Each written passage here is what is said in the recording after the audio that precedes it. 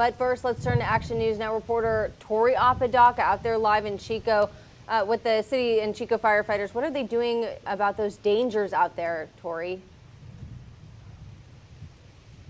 Yeah, I will get to answering that question in just a moment, Haley, but first I want to give you all some perspective. Right now, I am standing in the exact spot where this fire broke out. Now, if I get behind the camera, I can give you a better look of just some of the area it completely burned through, and if I zoom in, you can see some of these tents just completely charred by the flames, and even what appears to be a propane tank. And again, this all happened just feet away from this neighborhood, just a little ways away.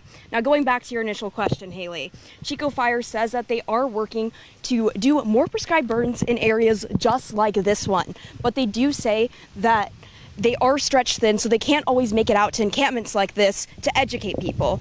Now take a look at this video of what the fire looked like when it broke out near homes this morning. This doorbell video shows the fire glowing in the distance and a huge cloud of smoke rising.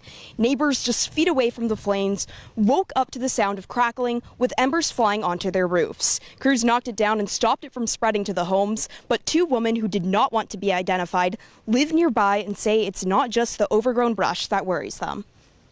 People are living in there with propane tanks and barbecues, and they're building fires, and they're cooking, and so those two things combined is just a recipe for disaster. And we've experienced disaster, and we've called and written letters. The whole neighborhood has sent letters to the council, and it's really sad. And I think if some of those people lived here, like right next to it, they might be paying better attention.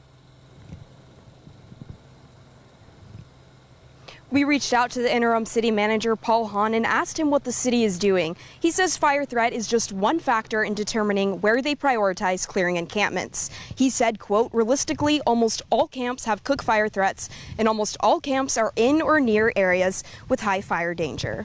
And I've been out here all afternoon, and at around 2 p.m., there was actually another fire engine that showed up. They told me it was because they got a call that somebody smelled a fire. It turns out it was someone in one of these encampments that was cooking.